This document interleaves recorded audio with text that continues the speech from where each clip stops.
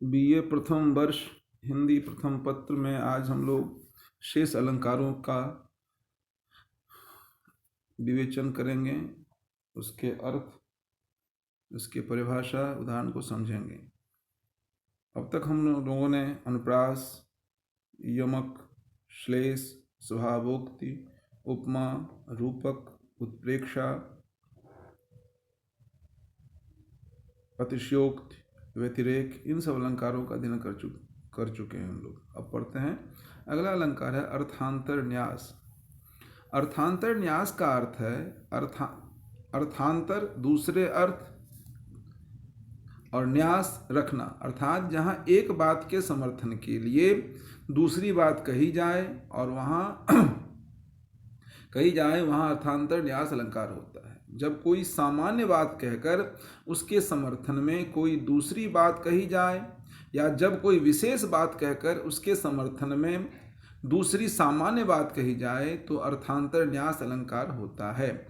कुछ उदाहरणों से हम समझते हैं।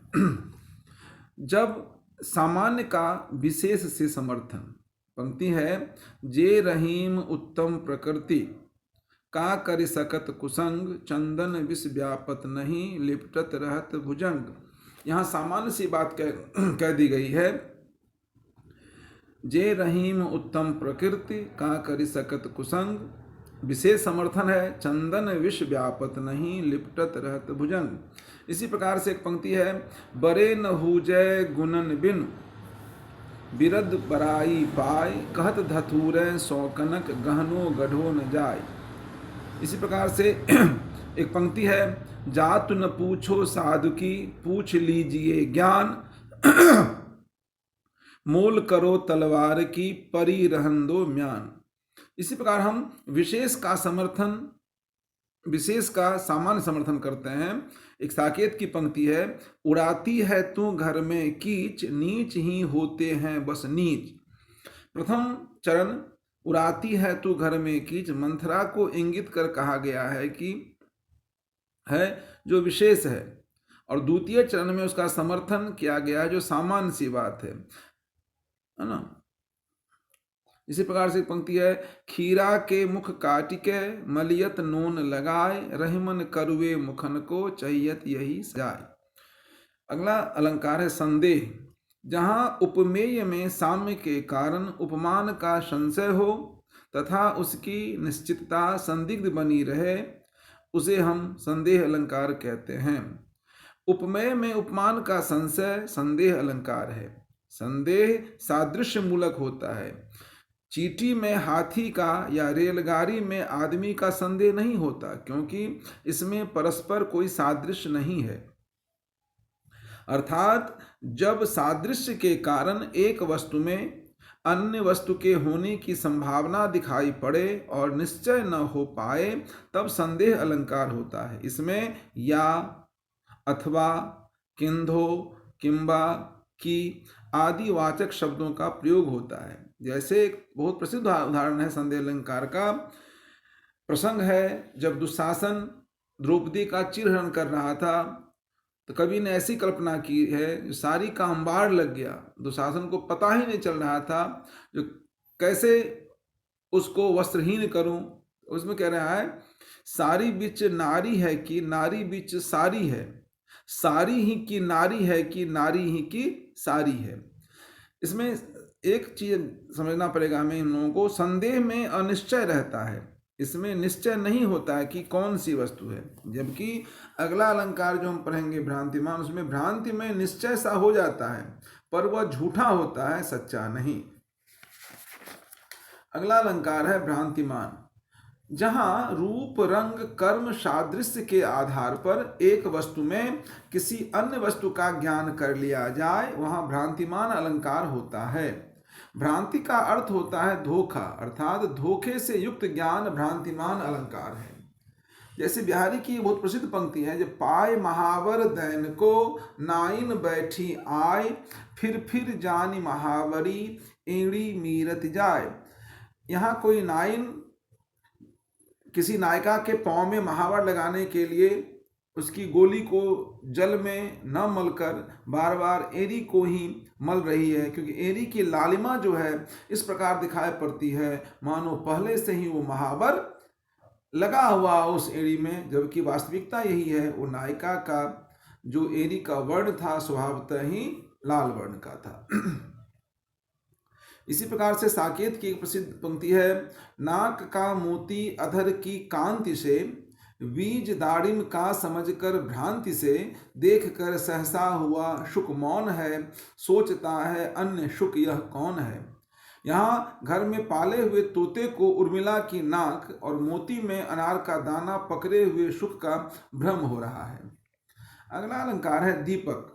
जब उपमेय और उपमान दोनों का एक धर्म, क्रिया अथवा विशेषण से संबंध हो वहाँ दीपक अलंकार होता है। वस्तुतः जिस प्रकार एक स्थान पर रखा हुआ दीपक चारों ओर अपना प्रकाश बिखेर कर सभी वस्तुओं को प्रकाशित करता है, उसी प्रकार दीपक अलंकार में साधारण धर्म प्रस्तुत और अप्रस्तुत से जुड़कर दोनों को प्रकाशित करता है।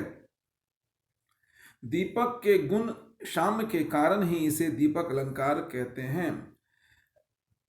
बिहारी की एक पंक्ति है, कहत नटत रीझत खिजत मिलत खिलत लजियात, भरे भवन में करत हैं नैनन ही सो बात। यह कारक दीपक का उदाहरण है। यहाँ पर अनेक क्रियाओं कहना, नटना, रीझना, खींचना, मिलना, खिलना और लजाना का एक ही कारक वह नायिका है, इसीलिए इसमें दीपक अलंकार का बड़ा ही सुंदर उदाहरण है। दीपक अलंकार के दो भेद होते हैं, कारक दीपक और देहरी दीपक। कारक दीपक के बारे में हम लोग पढ़ चुके हैं, जब अनेक क्रियाओं का एक ही कर्ता हो, एक ही कारण कारक हो तो वहाँ कारक दीपक होता है। अब है देहरी दीपक। देहरी दीपक अलंकार में एक ही क्रिया दो कर्ताओं के साथ उसी तरह लगता है जैसे देहरी पर रखा दीपक अंदर और बाहर दोनों जगहों को प्रकाशित करता है। जैसे पंक्ति है, दुख विभीषण को हरो रावण को अभिमान, भूपति सोहत दान सो फूल फल उद्यान। यहाँ भूपति और उद्यान दोनों का एक धर्म सोहत से अन्वित किया गया है। इसी प्रकार से है, रहमन पानी राखिए बिन पानी सब सून, पानी गए न उबरे मोती मानुष चून। यहाँ उपमेय मोती और चून उपमान मानुष और धर्म न उबरे से संबंध किया गया है, अतः यहाँ पे देहरी दीपक का भी बहुत सुंदर उदाहरण है। अगला अलंकार है अपनुति। जहाँ उपमेय का निषेध कर उपमान की स्थापना की जाए वहाँ अपनुति अलंकार होता है। अपनुति का अर्थ होता है छिपाना। इस अलंकार में न, नहीं आदि निषेधवाचक शब्दों की सहायता से उपमेय का प्रतिषेध कर उसमें उपमान का आरोप करते हैं। जैसे अरे सखी यह मुख नहीं, यह है अमल मयंक। यहाँ मुख को देखकर कहा गया है कि यह मुख नहीं चंद्रमा है। इस प्रकार उपमेय का निषेध कर उपमान का होना कहा गया है। दृष्टांत, यदि उपमेय उपमान में बिंब प्रतिबिंब भाव हो तो दृष्टांत अलंकार होता है। वस्तुतः जब पहले एक बात कहकर फिर उससे मिलती जुलती दूसरी बात पहले बात के उदाहरण के रूप में कही जाए तब दृष्टांत अलंकार होता है।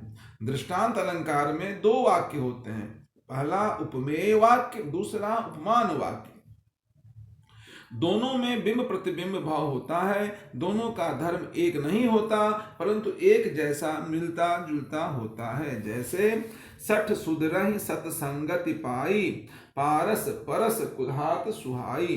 इसमें दोनों बातें विशेष अथवा दोनों बातें सामान्य होती है, जबकि अर्थांतर न्यास में इन्हीं बातों से फर्क है।